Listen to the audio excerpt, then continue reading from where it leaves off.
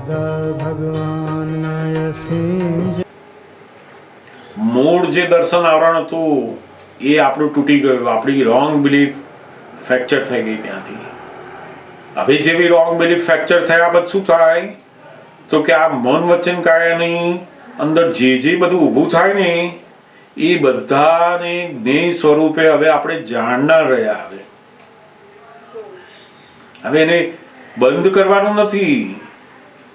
મનના વિચારોને બુદ્ધિ કૂદે છે અને જોયા કરો, બંધ નહીં થાય. આપણે બંધ કરવા જઈએ છીએ કે મારી બુદ્ધિ કેમ બંધ નથી થતી, હું વ્યવસ્થિત કહું છું તો કેમ બંધ નથી થતું, આ બધું એ ના થાય. એવી ના એ સમજતા આવી પણ હજી કેવું ટોપ બહુ છે, ટોપ છે ને, એક ટોપ ના, એટલે આ બુદ્ધિ મન એ બધા શાંત થાય ને એ કૂદ્યા જ કરે. અને એ કૂદે ત્યારે તમારે તમારા શુદ્ધાત્મા પદમાં, જાણવાના પદમાં, જોવાના પદમાં રહ્યા કરવાનું છે. તમારો જે ઉપયોગ એ દર્શન ઉપયોગ અને જ્ઞાન ઉપયોગ. એટલે જ મહાવીર ભગવાને કહ્યું ને કે જ્ઞાન ક્રિયા ભ્યા મોક્ષ. તમારી અંદર કઈ ક્રિયા શરૂ થઈ તો કે જ્ઞાન ક્રિયા.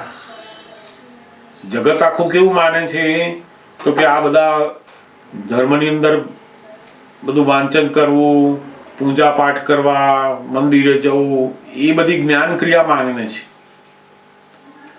વાસ્તવમાં પોતે કોણ છે જાણે દર્શન ક્રિયા શરૂ થાય અને એ દર્શન ક્રિયાની અંદર જ રહેવું, એવો પુરુષાર્થ કરે એને જ્ઞાન ક્રિયા કહેવાય છે.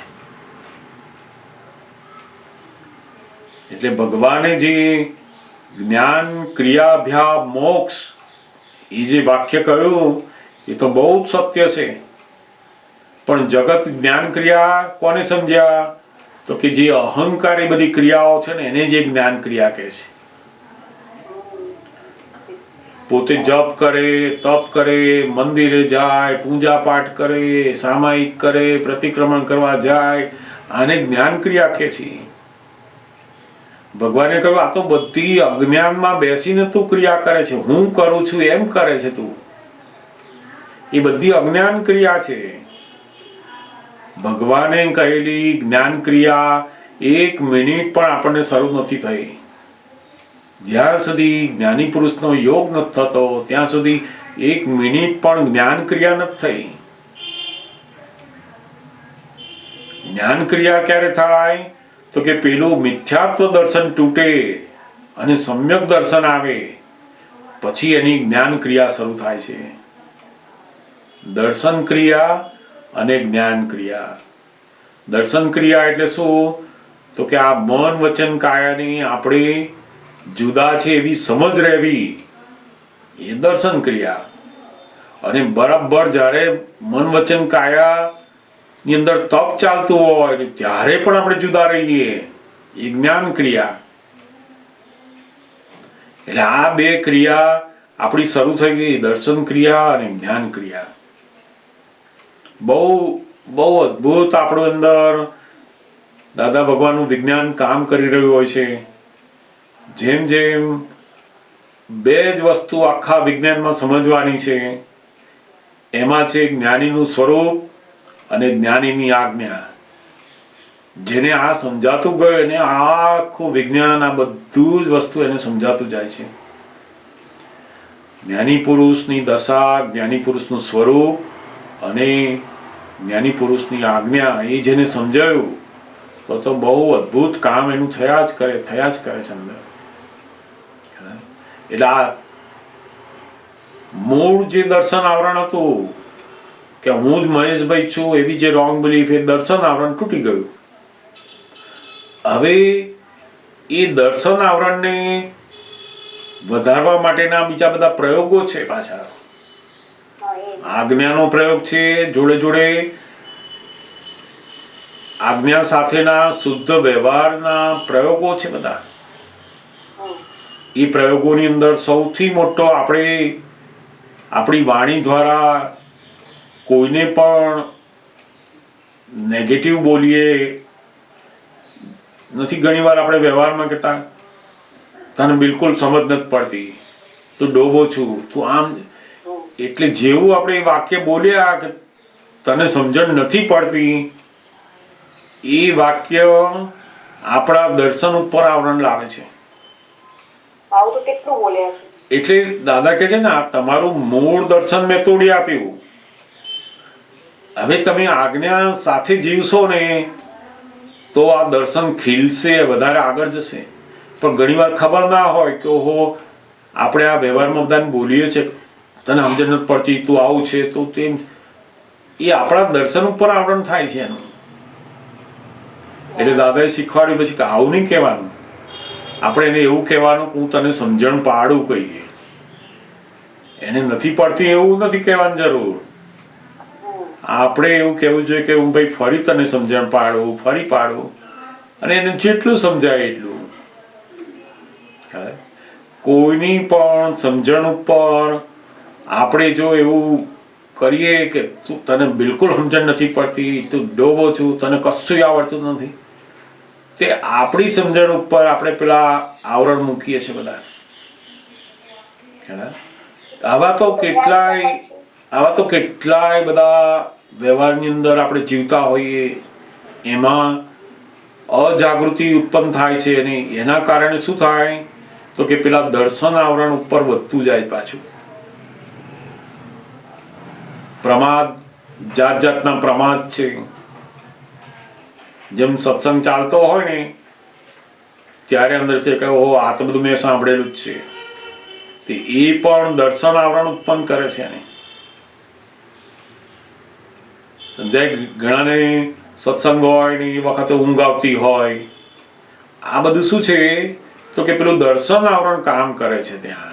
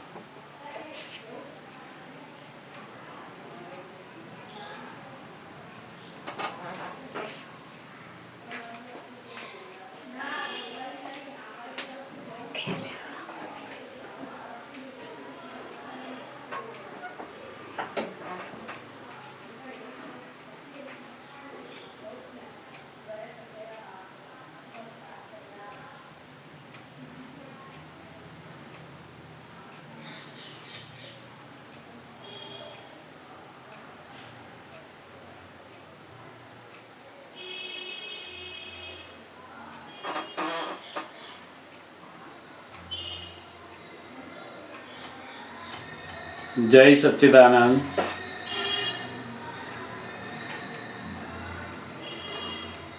જય સચ્ચિદાનંદ. યાર, ઇન્ટરનેટ નું આવરણ આવે ને આપણે બધા જાત જાતના આવરણ. એટલે અશોકભાઈ, આ તમે જે વાત કરતા હતા કે અજાગૃતિ જયારે ઊભી થાય વ્યવહારમાં, એટલે પછી હા, એટલે પેલું જે દર્શન ઉપર આવરણ આવે, આપણને જ્ઞાની પુરુષની કૃપાથી જે રિયલ રિલેટિવ નું દર્શન પ્રાપ્ત થયું છે, હવે એની અંદર આપણી અજાગૃતિ ઉત્પન્ન થઈ, પ્રમાદ ઉત્પન્ન થયો તો શું થાય તો કે પેલું જે દર્શન પ્રાપ્ત થયેલું છે આ તો એના ઉપર પાછું આવરણ આવે છે. એટલે ઘણીવાર બહુ સત્સંગ ના મળે, સમજ ના મળે, આજ્ઞાનું બધું ના રહે તો શું થાય તો કે પેલું જે દર્શન છે એના ઉપર પાછું આવરણ આવતું જાય. એટલે પાછું થાય કે આપણને તો આવું નવું જ રહેશે, આપણને તો એનું દર્શન પ્રાપ્ત થયું છે, પણ પેલું આજ્ઞા ધર્મ છે, જાગૃતિ લાવવાનું, એ બધું રહી જાય છે. એટલે ઘણીવાર આવા બધા જે શબ્દો છે એ આપણા દર્શન ઉપર, આપણી સૂઝ ઉપર આવરણ લાવે, અને વ્યવહાર જીવનમાં વ્યવહારનું જે દર્શન છે એટલે શું તો કે વ્યવહારની જે બધી સૂઝ છે ને એ પણ વ્યવહારના પ્રસંગોને ઉકેલવામાં, ફાઇલનો નિકાલ કરવામાં બહુ જ કામ લાગતી હોય. જેમ કોઈના ઘરે એકદમ 5 મહેમાન આવે એકદમ, અને એમના માટે રસોઈ બનાવવાની, તો બી જમવાના છે અમે તમારા ઘરે, તો 5 જણની રસોઈ બનાવવાની થાય ને બધું બરાબર જમાડવાના હોય, અને પાછા કહે કે ભાઈ અમે તો 2 કલાક પછી મારી ફ્લાઇટ છે, જવાનું છે પાછું. તો એવા વખતે શું થાય, જેની સૂઝ, જેનું દર્શન બરાબર ના હોય ને એ ગૂંચવાઈ જાય કે આ 5 જણનું એકલા હાથે કેમનું કરીશ, આટલું બધું બનાવવાનું છે, આ કરવાનું, આ કરવાનું, કેમનું ફાવશે. એટલે એકદમ અંદર એની અકળામણ શરૂ થઈ જાય ને એ અકળામણનો જે અનુભવ છે એ પેલું જે દર્શન એનું સૂઝ આવરાય ત્યાં કે આ બધાનું શું કરીશ, એકદમ આટલા કલાક 2 કલાકમાં તો કેમના જમાડી શકું, કેમનું બનાવીશ, શું બનાવીશ. જે લોકોનું દર્શન સૂઝ આવરાય છે ને એ આ પ્રસંગને ઉકેલવા માટે એની પાસે એવી શક્તિ, એવી સમજણ, એની સ્થિરતા બિલકુલ નથી. કારણ કે પેલું દર્શન બધું ધૂંધળું બની ગયું. જેમ બહાર એકદમ ફોગ આવે તો કેવું દેખાય આપણને, તે એવું આ પ્રસંગને, આ સંજોગોને ઉકેલવા માટે આપણે પેલું ફોગ જેવું વાતાવરણ અંદર થઈ ગયું છે હવે, એટલે મૂંઝવણ ઊભી થઈ ગઈ. અને એ મૂંઝવણમાં પાછો અજ્ઞાનથી શું કરે છે, આ ક્યાંથી આવીને પડ્યા, પહેલેથી કહેવું જોઈએ ને એવું કે જમવાના છે તો બરાબર જમાડે તું. તે એ જેવું કર્યું ને એટલે પાછું પેલું દર્શનની ઉપર મોટું આવરણ આવ્યું. આ અત્યારે ક્યાંથી આવી ગયા એ જે મૂક્યું અંદર, એ પેલું અજ્ઞાનનું આવરણ પાછું એને અંદર ઘુસાડ્યું પાછું. એટલે તમારી સૂઝ ઓછી હોય, આવડત ઓછી હોય એનો વાંધો નહીં, મોડું વહેલું થાય છે, પણ અંદરથી એ પોતે એવી અનુભવ ના કરે શું થશે, કેમનું કરીશ, થઈ જશે બધું. અને નેગેટિવમાં તો જાય જ નહીં કે આ ક્યાંથી આવી પડ્યા, વ્યવસ્થિતના અધીન આવ્યા છે. તો પેલું એનું દર્શન છે ને એ આવરણ વગર વધતું જશે ધીમે ધીમે. આપણને જે દર્શન પ્રાપ્ત થયું છે એના પર આવરણ કેમ ના આવે, કેવી રીતે ના આવે, તો આ બધા પ્રયોગ છે કે આપણે આ વ્યવસ્થિતના અધીન આવ્યા છે. આપણે એવું કરવા જેવું નથી કે આ કેમ આવ્યા, અત્યારે અમને સમજણ નથી પડતી. જેવું એવું કર્યું કે પેલું વ્યવસ્થિત ચૂકી ગયા અને પેલું દર્શન ઉપર આવરણ આવ્યું. કેટલાક ચરણ વિધિ વાંચતા વાંચતા ઊંઘી જાય, આ બધા દર્શન આવરણ થાય. જ્ઞાનીના જે વાક્યો છે, જ્ઞાનીનો જે સત્સંગ છે, જે બધું એની અંદર જ્યારે વ્યવહાર કરતા હોય ત્યારે તમારા દર્શનને ઉડતું જાગૃત કરે છે. તો ત્યાં આગળ તમે એનો વિનયના બદલે અવિનય કરો છો, તમે ઊંઘી જાઓ છો, એને ધ્યાન આપતા નથી બિલકુલ, અંદરથી તમે એના માટે બહુ આમ નોર્મલ થઈ જાઓ છો. એ બધો અવિનય છે ને એ અવિનય શું કરે છે તો કે પોતાના દર્શન ઉપર આવરણ લાવે છે અંદર. એટલે દાદા કહેતા ને તમને ઊંઘ આવતી હોય તો ઊંઘી જવાનું. અમને લોકોને પણ કહેતા કઈ સત્સંગમાં બેઠા જો ઊંઘ આવતી હોય તો અંદર રૂમમાં જઈને સૂઈ જવાનું, અહીં નહીં બેસવાનું. સત્સંગ ચાલતો હોય એ વખતે તમે ઊંઘી જશો તો તમારી જોખમદારી, તમારું દર્શન આવરણ એકદમ વધી જશે અંદર. કારણ કે જ્ઞાનની જે કંઈ વાતો ચાલી રહી છે અને એ જ સમયે તમે બરાબર ઊંઘમાં જાઓ છો એટલે તમે અવિનયમાં ઉપર આવો છો. એ જ્ઞાનને ગ્રહણ કરવાના બદલે બાયણા વાસી દો છો. જેમ કોઈ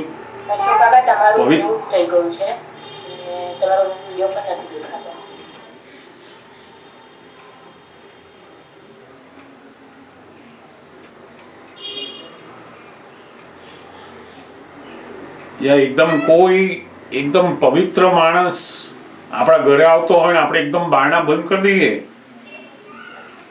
તો કેટલો મોટો અભિનય થાય છે.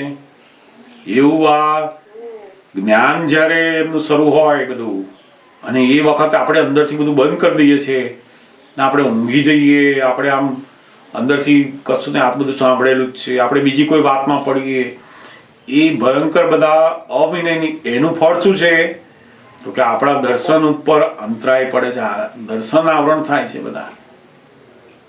હા, એ ઊંઘ આવી જાય છે તો ઊભા થઈને સુઈ જવાનું જઈને, આપણે પેલું સાંભળવા બેસવાનું નહીં. જન્મવિધિ વાંચતા હોય ઊંઘ આવી તો મૂકી દેવાની, ત્યાંથી પહેલા સુઈ જાઓ, અને સુઈ ગયા પછી બરાબર ઊંઘ પૂરી થાય પછી વાંચવા.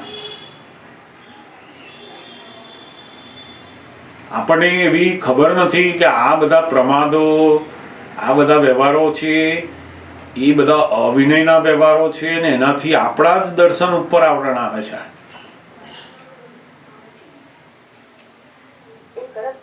દાદા ભગવાને એકવાર બહુ જ ભારે જવો પ્રસંગ બનેલો એમની જોડે. એક ગામની અંદર દાદા ભગવાન જ્ઞાન વિધિનું ગોઠવાયેલું, 4 વાગે જ્ઞાન વિધિ છે, અને એની અંદર મારા જે રિલેટિવ હતા એમને પણ જ્ઞાન માટે લેવાના હતા. એ ઘણા દૂર રહેતા હતા અને એકલા આવી શકે એમ નહોતા. એટલે દાદા ભગવાન જેવા બપોરે આરામમાં ગયા એટલે મેં વિચાર્યું કે અત્યારે હું જાઉં એમની પાસે, એમને લઈને આવતો રહું કે જેથી કરીને જ્ઞાન વિધિમાં બેસી શકે.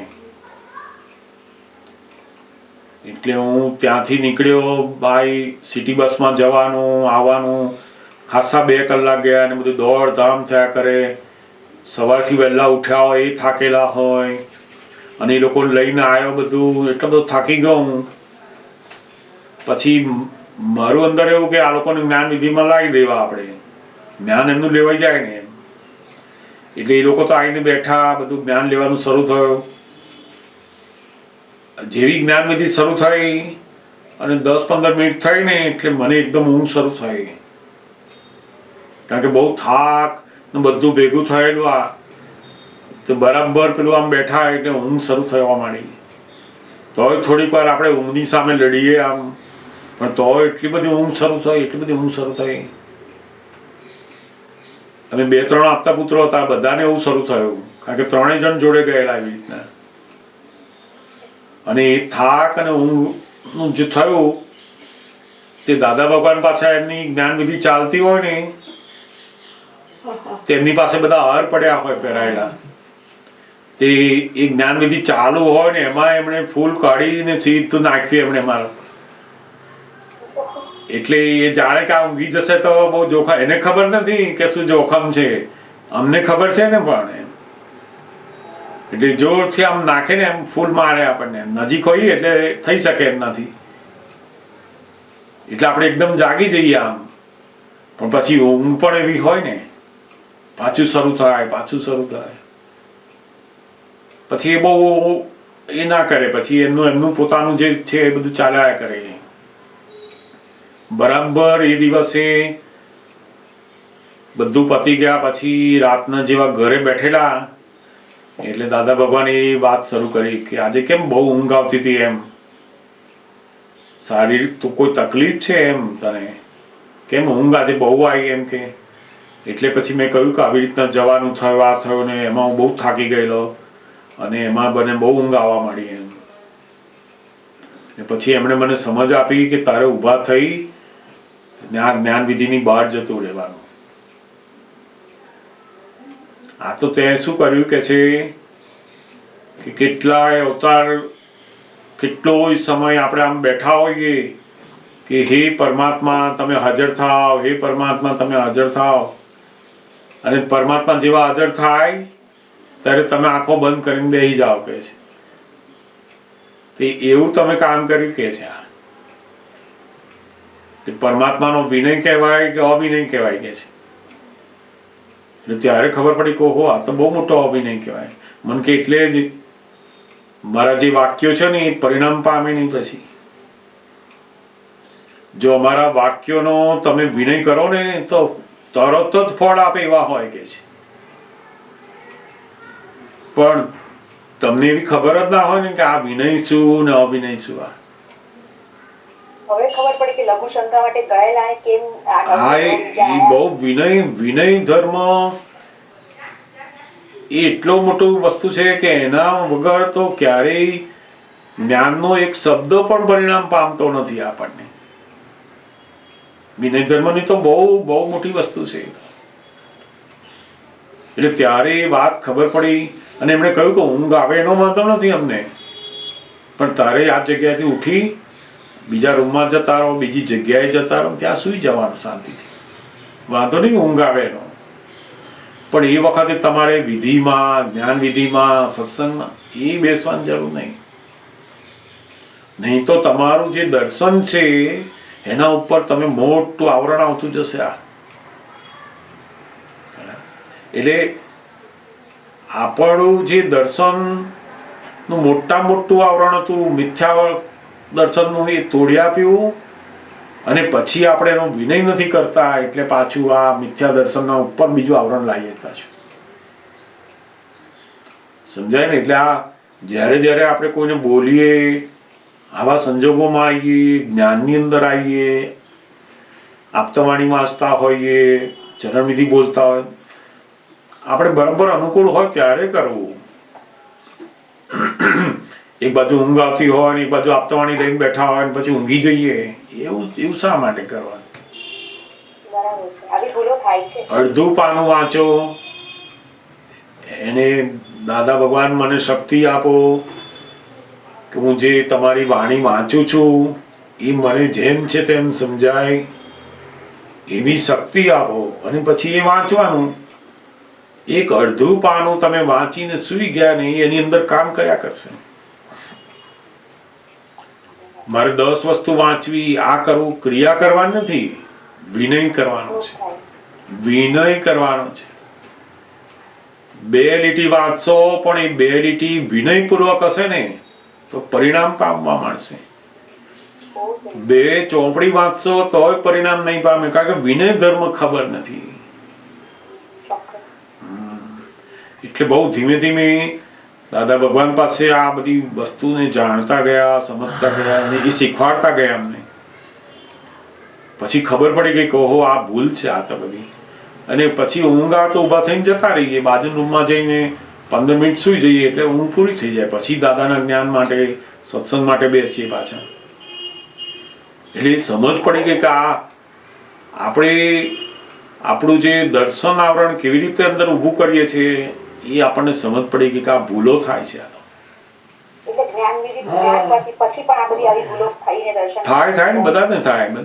કારણ કે ખબર જ નથી આપણને ખબર જ ના હોય.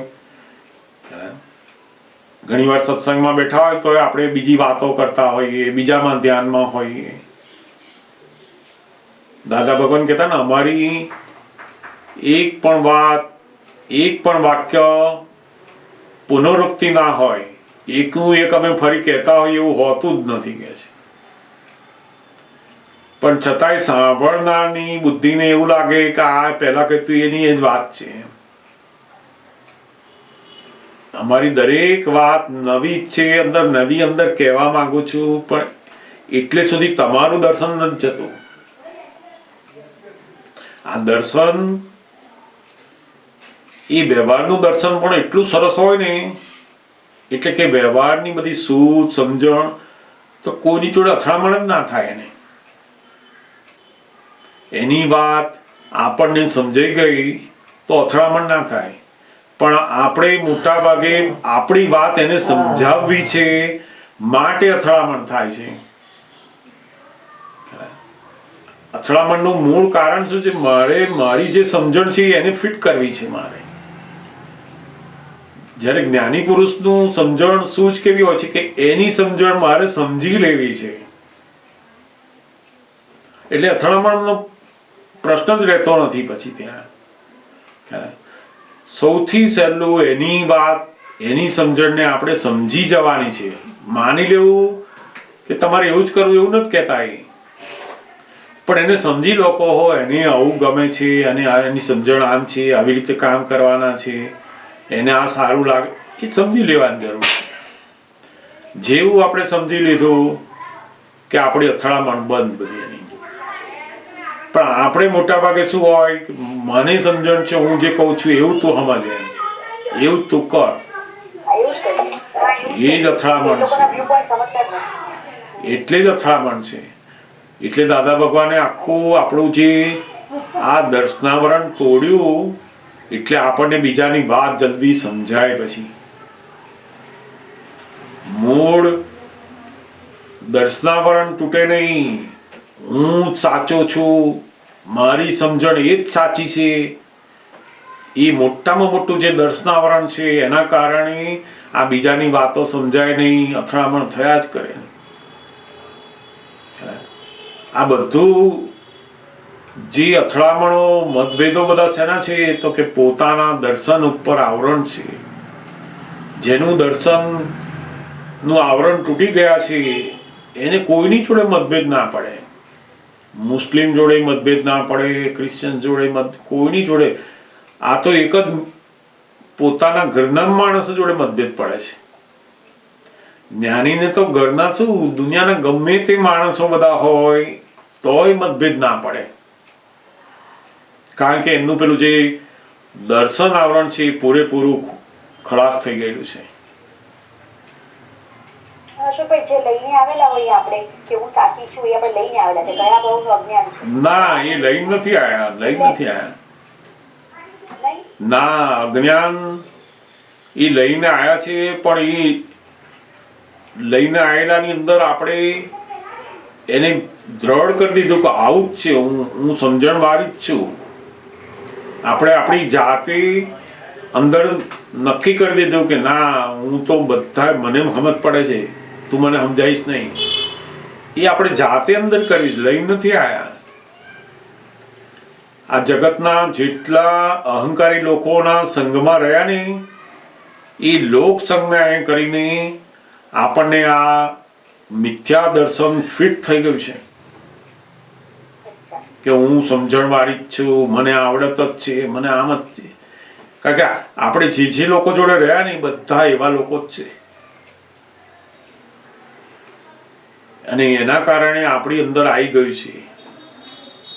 લઈને આવતા નથી બધા, લઈને તો એવું કશું આવ્યા નહોતા, પણ જેમ જેમ બધા લોકો જોડે રહેતા જાય છે ને, એમ આ લોકોની અંદરથી બધી માન્યતા પોતાની અંદર પેસતી જાય છે. પણ બધા એવા નથી હોતા. કોઈ કોઈ લોકો, ધારો કે અમુક લોકો એવા બી હોય છે કે જે પોતે એવું માનતા નથી કે હું સાચો છું, એ બધાની રીતે ચાલે, એટલે મળી જાય છે બધા. એ લોકોનું પેલું વ્યવહાર દર્શન ખુલ્લું થયું, કે દર્શનનું આવરણ જે હતું ને એ ખુલ્લું થયું કે આ ત્યાંથી તો અથડામણ થાય છે. એટલે એ લોકો અથડાઈને શીખી ગયા કે આ ખોટું છે, ખોટું છે, ખોટું છે. એટલે એનું જે જ્ઞાન છે, કેવું થયું, તો કે આ હું માનું છું કે આ મારી જ સમજણ સાચી છે ને ખોટું છે, એવું એનું જ્ઞાન થયું. એટલે એ બીજાની સમજણને પછી સમજવા જાય છે. જેને એવું અંદર સમજણ આવી કે ના, મારું એકલું સાચું નથી, બીજાનું પણ સાચું હોય છે, હું એકલો જ સાચો છું, એવું જેને રહ્યું નહીં ને, એ જ્ઞાન એને બદલાય છે પછી એનું, અને એ જ્ઞાનના આધારે પછી એને અથડામણો ઓછી થાય છે. એટલે એવું વ્યવહારની અંદર પણ જે લોકો નો અહંકાર નોર્મલ સ્થિતિમાં છે, એ લોકો બધા અંદર એવું રાખી શકે કે હું એકલો સાચો જ છું, એવું નથી માનતો. વ્યવહારમાં પણ રાખી શકે, પણ એ શુભ વ્યવહાર કરી શકે છે, સારો વ્યવહાર કરી શકે, લોકો જોડે બધું સારા રિલેશન, બધું કામકાજ બધું સરસ કરી શકે. પણ છે તો એ શુભ વ્યવહાર. આપણને જે પ્રાપ્ત થયું છે, દર્શન આવરણ તૂટ્યું, એ શુભ અને અશુભ બંનેથી પર આપણને શુદ્ધ ની અંદર લાયા. આપણે તો શુભનું આવરણ તૂટી ગયું. આ હું કરું છું એવું ભાન જ તૂટી ગયું આપણને. આ મારું સ્વરૂપ છે એ જ તૂટી ગયું આખું. એટલે હું જેટલું જલ્દી એવું સમજી જાઉં કે હું જેટલું માનું છું એટલું સાચું નથી, તો ઇટ્સ બેટર ફોર મી. જેટલું ઝડપથી આપણે જે સાચું માનતા હતા કે હું જ શિલ્પાબેન છું એ જ ખોટું નીકળ્યું, તો બીજું શું સાચું હોય? આપણે જેને સાચું માનતા હતા ખરેખર કે હું જ ખરેખર શિલ્પાબેન છું એ જ ખોટું નીકળ્યું. આ તો કહો આ તો રિલેટિવ છે, હું ખરેખર શિલ્પાબેન છું જ નહીં, હું તો આત્મા છું એવું હવે ખબર પડી. એટલે જેને આપણે પૂરેપૂરું સાચું માનતા હતા એ જ ખોટું નીકળી ગયું, તો એના ઉપર રહેલી બધી વસ્તુ તો એમનેમ જ જતી રહી. હવે વ્યવહારની અંદર જે લોકોનું દર્શન થોડું આવરણ ઓછું થયું હોય તે લોકો વ્યવહાર કરતા હોય, પણ પેલું મૂળ દર્શન ગયું ના હોય એમનું. એને તો અંદર હોય જ કે આ હું છું, હું કરું છું.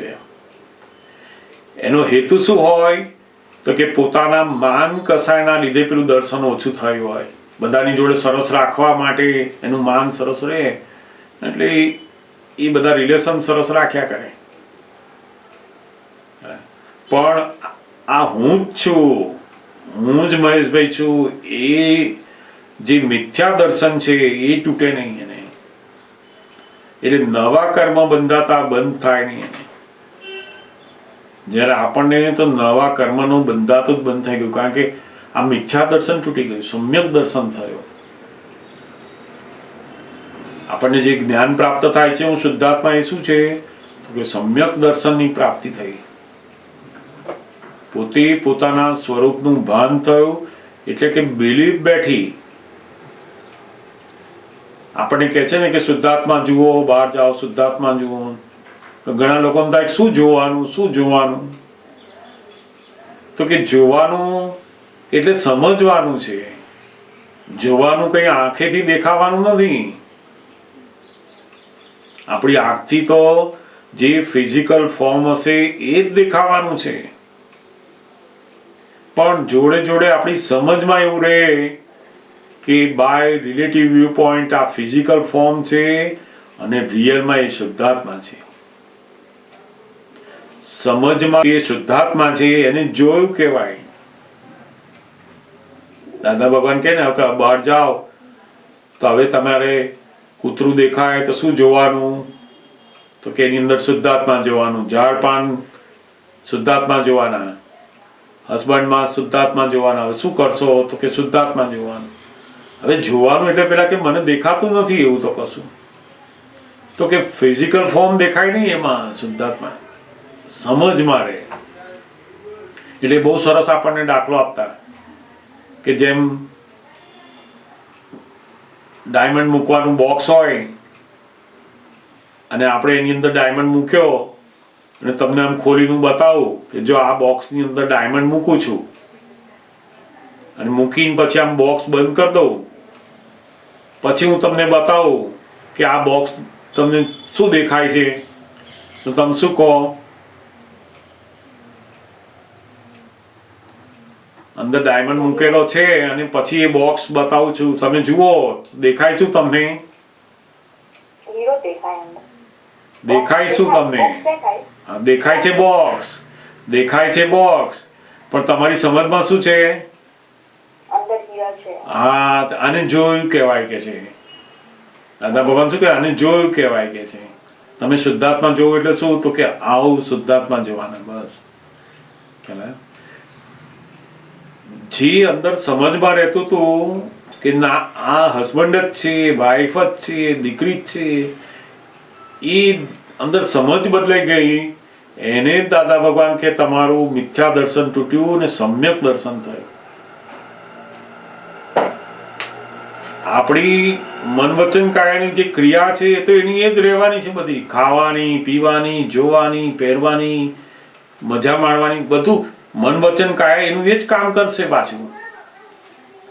પહેલા શું હતું તો કે મિથ્યા દર્શનમાં હું જોઉં છું, મેં ખાધું, મેં સાંભળ્યું.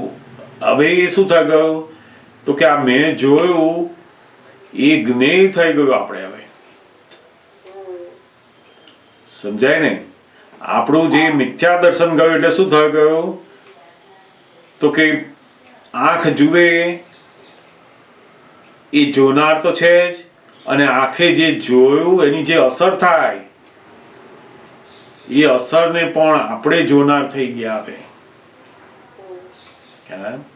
જેમ આપણે કોઈ જગ્યાએ ફરવા ગયા અને કોઈ વસ્તુ બધી જોતા હોઈએ કે ઓહો અહીં બહુ સરસ મજાનો ધોધ પડી રહ્યો છે અને સરસ જોઈએ છે આપણે, તો આપણી ફાઇલ નંબર 1 બધું જોતી હોય ત્યારે જોવાની અંદર બરાબર ઇન્વોલ્વ હોય એમાં, એટલે એને ગમતું હોય, જુએ, એનો આનંદ લેતા હોય બધું, પણ એ બધાની જે અસર થાય છે કે ફાઇલ નંબર 1 ને શું શું થાય છે એને તમે જાણો છો, જુઓ છો, તો એને દાદા ભગવાન કે સમ્યક દર્શન થયું કહેવાય. તમે તમારા જ મનને, તમારી જ બુદ્ધિને, તમારા જ ચિત્તને તમે જ્ઞેય સ્વરૂપે જોતા થયા, એ મોટામાં મોટી દર્શન ક્રિયા, જ્ઞાન ક્રિયા થઈ ગઈ છે. આ જ્ઞાતા દ્રષ્ટા એટલે શું? તો કે આ બધું ટેબલ જોવું એ બધું નહીં, પણ તો કે આ બધી વસ્તુ જોવાથી જે અસરો ઉત્પન્ન થાય છે એને તમારે જોયા કરવાની છે. એ સાચું જ્ઞાતા દ્રષ્ટા તમારું છે. એ ધીમે ધીમે ધીમે જેમ જેમ આજ્ઞા આપણને વપરાતી જશે, વપરાતી એમ એ બાજુ જઈ જ રહ્યા છે આપણે બધા. સમજાય ને? એટલે આ દર્શન આવરણ એ બહુ સમજ પડે ને તો એને ખ્યાલ આવે કે ઓહો આ બધી અજાગૃતિની અંદર આપણે જે બધું કરી નાખીએ છીએ ને એ આપણા દર્શન ઉપર આવરણ લાવી દઈએ છીએ આપણે. ધીમે ધીમે જેમ જેમ સમજણ પડતી જશે એમ પેલા દર્શન આવરણના જે બધા વ્યવહારો છે ને એ બંધ થતા જશે કે નહીં આ ના ખપે આપણને. તો અશોકભાઈ એક સવાલ પૂછું કે ધારો કે તમારો કોઈ સત્સંગ મૂક્યો હોય અથવા કોઈ બી સત્સંગ મૂક્યો હોય આપણે જયારે એને ફરી જોઈએ છે તો આપણે ફરી જોતા હોઈએ ત્યારે આપણે ઘણીવાર એ સત્સંગ સ્ટોપ કરીએ એની પર ડિસ્કશન કરીએ, અથવા કોઈ બેઠું હોય તો આપણે એક સરખું સાંભળ્યા ના કરીએ શુદ્ધાત્મા તરીકે કે ભાઈ આ સત્સંગ સાંભળાય છે તો સીધો ગળતા નથી, પણ વચ્ચે એમાં બુદ્ધિ આવે કે હું આવું કેમ કીધું, આવું કેમ આવ્યું, કે કોઈ આવો સવાલ કર્યો, કે પછી આમાં આવું સમજાવવા માંગે જો મને સમજણ પડી ગઈ. આજે બધું વચ્ચે જે કરીએ છે એ આવરણ લાવે? ના ના, એ આવરણ નથી લાવતો. સમજવા પોતે પોતાના દર્શનની અંદર, પોતાની સમજણની અંદર વધારો કરવા માટે જે જે બધું થાય કે આવું કેમ કહ્યું, આ શા માટે કહ્યું, આનું શું મિનિંગ હશે, હજુ આનું શું હશે, એ પોતાના દર્શનને વધારવા માટેની જિજ્ઞાસાથી જે થાય છે એ આવરણ નથી લાવતું, પણ એને નેગેટિવ સ્વરૂપે અંદર થાય કે આ તો ખોટું જ છે, આ તો આમ જ છે. એ નેગેટિવ સ્વરૂપે જે થયો એ પોતાના દર્શનને આવરણ કરે. આપણે સમજવાની એટલી જ જરૂર છે કે કોઈનો પણ સત્સંગ, કોઈની પણ વાણી, કોઈની પણ વાત છે એ એની જે અપેક્ષા છે, એનું જે વ્યૂ પોઈન્ટ છે એ સમજી લેવાનો બસ. અને જ્ઞાનીના યથાર્થ વ્યૂ ઉપર હોય એ આપણે અંદર પેસવા દેવાનું છે બસ. અને આપણે જો એવું કંઈ ભૂલ કરી હોય તો પછી એની પ્રતિક્રમણ કરવાનું કે અમે જે આ કોઈની પણ માન્યતાને, કોઈના પણ વ્યૂ પોઈન્ટને આપણે અંદરથી એવું માનીએ ખોટું છે, એ આપણે પોતે જ આપણા દર્શન ઉપર આ દોષ કરીએ છીએ, આવરણ લાવીએ છીએ. તો માફી માંગવાની કે આ ખોટું, મેં આવું નહીં કરવું જોઈએ. મને આપણે સમજવાની જરૂર છે.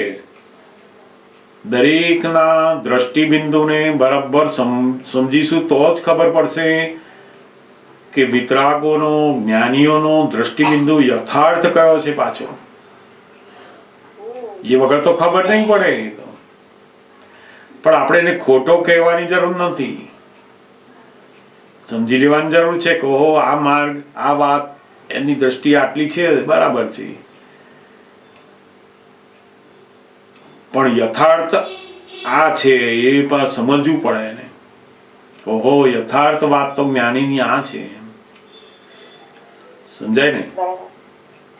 જેમ જેમ આ સૂઝ, બધી જાતની સમજ વધતી જશે ને એમ વ્યવહાર જીવનમાં પણ જે કામ 2 કલાકે કરવાનું હતું ને 1 કલાકમાં પતી જશે. દાદા કે આ જ્ઞાન લીધા પછી તો બધો વ્યવહાર બધો સરળ બનતો જાય. ગૂંચવાયેલો માણસ હોય રસ્તામાં, એ વહેલો પહોંચે કે જેને ગૂંચવાયેલો ના હોય એ વહેલો પહોંચે? ગૂંચવાયેલો ના હોય તે વહેલો પહોંચે. તેવું આ સંસારમાં જે ગૂંચવાય નહીં, અંદરથી ગૂંચવાયેલો ના હોય ને, એ સંસારનું કામ બહુ સરસ થઈ જાય. ગમે તેવા પ્રસંગો, ગમે તેવા કામ આવે ને, સરસ થઈ જાય એનાથી. સમજાયું ને? હા, સરસ સમજાવ્યું. બહુ બહુ સરસ આ દર્શન અને દર્શન આવરણ બહુ મોટું સરસ વાતો છે એની, અને એની તો બહુ મોટી અગાધ વાતો છે બધી એમાં તો. સાચી વાત છે, બહુ સુંદર છે. આને પર વધારે વાત થવી જોઈએ, હજી વધારે. ત્યાં જરૂર ચોક્કસ આપણે હજુ જોઈશું. કોઈ બીજો પ્રશ્ન નહીં હોય તો વચ્ચે વચ્ચે કોઈક વાર આની સરસ વાતો તમારી સાથે શેર કરીશું તો તમને જાણવા પણ મળે જરૂરથી. કારણ કે આ તપના પ્રસંગોમાં બહાર નીકળવું પડે, અને આ જ મારા માટે અમૂલ્ય અવસર છે કે જ્યાંથી મને મારું જ્ઞાન ખુલ્લું થઈ જાય એકદમ. બરાબર છે. એટલે હા, એટલા માટે બહુ જરૂરી છે. અને અશુભાઈ, એક મારો નાનો ક્વેશ્ચન એ છે કે મને કોઈકનો ફોન આવે અને મને ખબર છે કે એટલે મેં બધું જોયું કે ભાઈ આ ફાઇલ છે, મારે હવે આનું લાઈક આપણે આજ્ઞા ગોઠવીને પછી હું એની જોડે વાત કરું છું, તો પછી જ્યારે એની મારી સાથે વાત થઈ જાય, એમાં મારે જે નહીં એને સલાહ અપાઈ જાય, કહેવાનું નહીં કહેવાનું કહેવાઈ જાય, તો પછી બધા એવું કહે છે કે બેસીને આપણે પ્રસંગને જોઈ લેવો પડે. તો એટલું બધું કઈ યાદ થોડું આવે કે એને શું આપણે શું વાત કરી, કશું જોવાનું નથી. એટલે એમ કે તમને યાદ ના આવે એવું કોઈ મને કહે તો મને એ વાત જાણવી છે કે પહેલા મેં આ ગોઠવ્યું છે તો એ ક્લિયર ના થઈ ગયું? ના, ક્લિયર જ થઈ ગયું. તમારે એક જ કામ કરવાનું, જેવી કોઈ પણ ફાઇલ આવે એટલે તમારે નક્કી કરવાનું મારે ફાઇલનો સંભાવે નિકાલ કરવો, બસ તમારું કામ આટલું જ છે. પછી એની જોડે જે કંઈ પણ બની ગયું, બોલ્યું, આપણે ના ગમ્યું, ગમ્યું, જે કંઈ થયું એ તમને બહુ જ અંદર લાગે કે હો આ ખોટું બોલે તો પ્રતિક્રમણ કરો, માજી મૂકી દો, બસ. પછી એને એ પ્રસંગને વારંવાર અંદર પાછો લાવીને ચૂંથવાનો નથી, તો પતી ગયું.